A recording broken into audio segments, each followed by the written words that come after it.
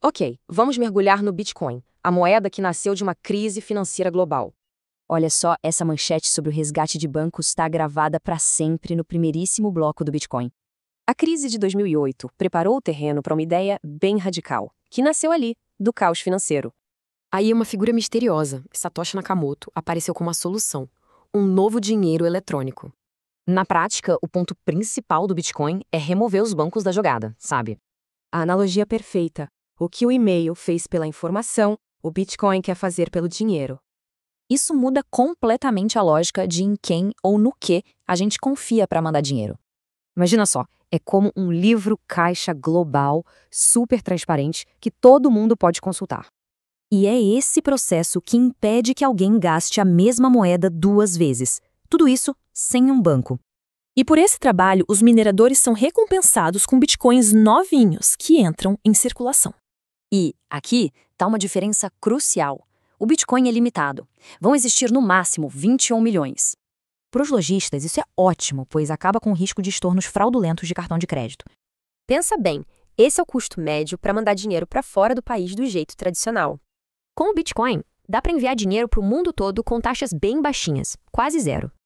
Ou seja, só com a internet, bilhões de pessoas sem conta em banco podem entrar na economia global.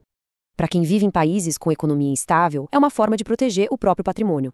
Mas claro, nem tudo são flores. O valor do Bitcoin é super volátil, sobe e desce muito. A segurança aqui é crucial. Se perder a chave ou for hackeado, já era. Os Bitcoins somem para sempre. Seu lado pseudônimo acabou atraindo usos ilegais, como no famoso Silk Road, criando a imagem negativa. Mas olha que curioso, as transações são públicas. Então, é arriscado para criminosos que podem ser rastreados. Ou seja, não é só uma moeda, é visto como uma plataforma para muita inovação financeira. No fim, o Bitcoin nos força a perguntar: o dinheiro é uma ferramenta do Estado ou um produto do mercado?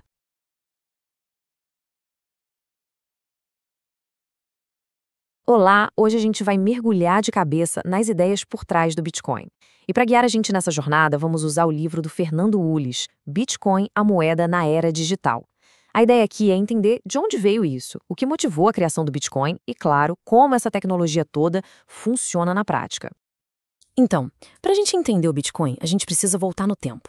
Vamos lá para 2008. O cenário era, bem, caótico. O sistema financeiro global estava à beira do colapso.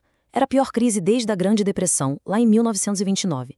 Bancos gigantes quebrando um atrás do outro e a confiança das pessoas no sistema financeiro tradicional. Bom, essa tinha ido pro ralo. E olha só que detalhe, é simplesmente fascinante. Essa manchete aí, do jornal The Times, ela não tá aqui só de enfeite, não. Essa frase, chanceler à beira do segundo resgate aos bancos, foi gravada para sempre, no primeiríssimo bloco da rede Bitcoin. Pensa nisso. Foi uma declaração, uma mensagem bem direta, um comentário sobre a falha gigantesca do sistema que todo mundo estava vendo acontecer. Foi bem no meio desse caos, dessa desconfiança toda, que surgiu uma ideia radical. Que tal criar uma forma de dinheiro que não dependesse de ninguém, nenhum banco, nenhum governo, uma moeda que fosse 100% digital e controlada pelas próprias pessoas que a usam? Parece ficção científica, né? Mas foi daí que tudo começou. Então é isso. Uma crise gerou uma ideia. Vamos entender um pouquinho melhor como esse cenário todo deu o empurrão inicial para o surgimento do Bitcoin. A cronologia dos fatos, olha, é de cair o queixo.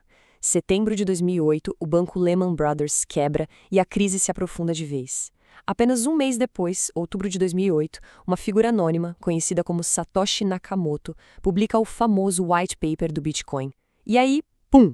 Janeiro de 2009, a rede entra no ar oficialmente, com aquela manchete que a gente viu cravada no primeiro bloco. Não tem como negar, a conexão é direta e muito, muito clara. Só que criar um dinheiro digital não é tão simples.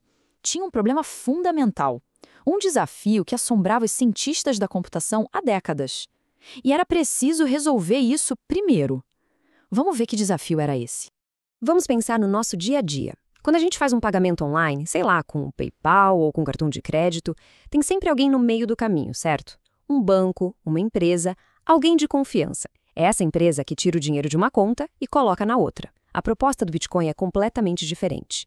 É uma transferência direta, de pessoa para pessoa, sem intermediário. Em vez de um livro caixa central guardado a 7 chaves por um banco, o Bitcoin usa um livro caixa público, que todo mundo na rede tem uma cópia. E aí, chegamos na grande questão, o X do problema.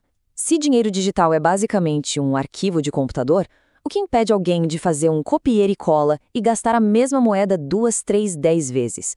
Esse é o famoso problema do gasto duplo. E até o Bitcoin aparecer, a única solução para isso era ter, adivinha só, um intermediário central, tipo um banco, para conferir tudo.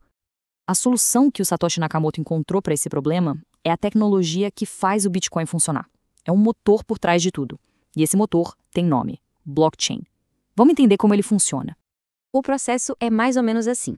Primeiro, a transação é criada e assinada com a chave privada. Pensa nela como uma senha super secreta que só o dono dos fundos tem.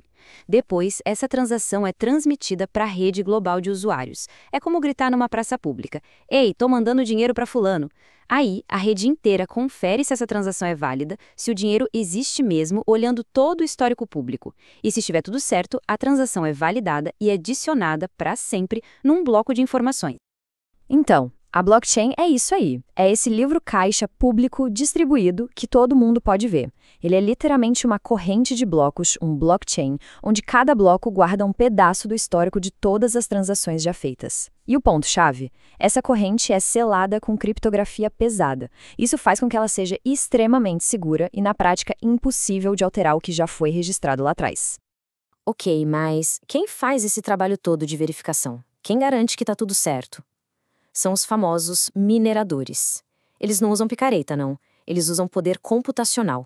Computadores superpotentes para validar as transações e adicioná-las na blockchain. E por que eles fazem isso? Porque, como recompensa por esse trabalho, que é essencial para a segurança de toda a rede, eles recebem bitcoins novinhos em folha. E essa forma de criar moedas leva a gente para uma das diferenças mais fundamentais do Bitcoin.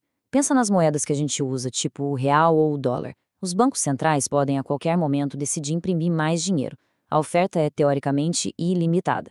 Já no Bitcoin a história é outra. A oferta total é finita, é previsível e está travada por regras matemáticas no código do programa. Ninguém pode mudar isso. E esse número aqui é a chave de tudo: 21 milhões. O protocolo do Bitcoin é claro. O número máximo de bitcoins que vão existir é esse: 21 milhões e ponto final.